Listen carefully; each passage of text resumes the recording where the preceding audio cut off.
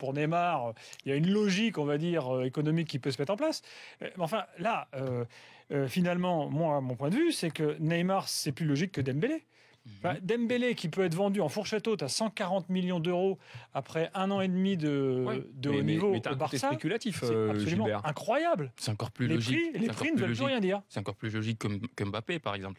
Pour moi aujourd'hui, j'avais fait un avis pendant l'été où je disais que les prix ne me choquent pas parce que tu as derrière, comme tu le dis, une logique économique qui est là, ou un entraîneur qui aime bien ce style particulier, comme Mourinho avec Lukaku, où il y a plusieurs facteurs qui vont rentrer en compte pour avoir un joueur là. Et il faudra mettre l'enveloppe, ça dépend de l'année de contrat qui reste au mec, ça dépend de la rivalité entre les deux clubs. Donc il y a beaucoup de choses qui peuvent rentrer en compte, comme si aujourd'hui le PSG veut prendre Mbappé, ça va, je pense, être plus cher que si Mbappé va au Real ou s'il va à Barcelone, par exemple. En fait, le prix n'est plus fixé en fonction de la valeur de joueur, le prix est fixé en fonction de la richesse du club qu'il achète. Exactement.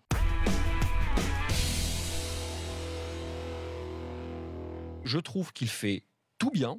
Je vous rappelle ces statistiques. Entre sa première véritable saison en Ligue 1 en tant que titulaire, prêté par Monaco à l'OGC Nice, 14 buts, 6 passes décisives. Il revient à Monaco, retour de prêt. Il ne joue pas toute la saison puisqu'il y a l'essor de qui vous savez au sein de l'effectif monégasque. Mais c'est tout de même, toute compétition confondue avec l'ASM, 17 buts, 5 passes décisives, ça n'a absolument rien d'infamant. Et donc je trouve que ce Valère Germain fait tout bien, mais il a peut-être quelque chose en plus que tous nos grands attaquants, qui sont aussi un petit peu différents dans le jeu. C'est qu'il sait qu'il n'a pas toutes ces qualités-là. C'est pas un monstre de vitesse, c'est pas un monstre d'accélération, c'est pas un monstre technique, mais donc il a travaillé autre chose. Il a un sens du but extrêmement affiné, c'est un finisseur hors pair, et puis surtout, je pense aussi que c'est un grand bosseur, c'est un type qui, sachant qu'il parle de loin, il a fait un peu plus peut-être travailler ses méninges.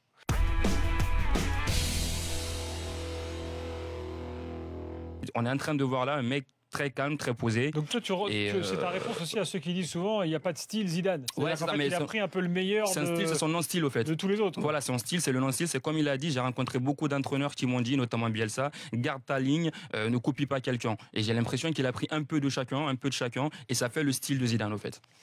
Qu'est-ce que t'en penses, François? Rapidement, moi, on pourrait en avoir discuté parfois off the record, en dehors de l'émission, avec Frédéric Armel, qui le côtoie et le connaît depuis 16 ans. Il a aussi quelque chose qui le sert et qui lui donne un avantage par rapport à tous ces grands entraîneurs qui évoluent en Europe, c'est qu'il est doté d'un charisme, de par sa carrière, de par son prestige, et parce qu'il a un charisme naturel, qui fait que le message qu'il fait passer auprès de son équipe, il est écouté, respecté. Après, moi, sur les considérations tactiques, évidemment, c'est pas un pitre, c'est pas un type qui vient de débarquer, mais dans le management de ses troupes, il a un avantage que d'autres n'ont pas.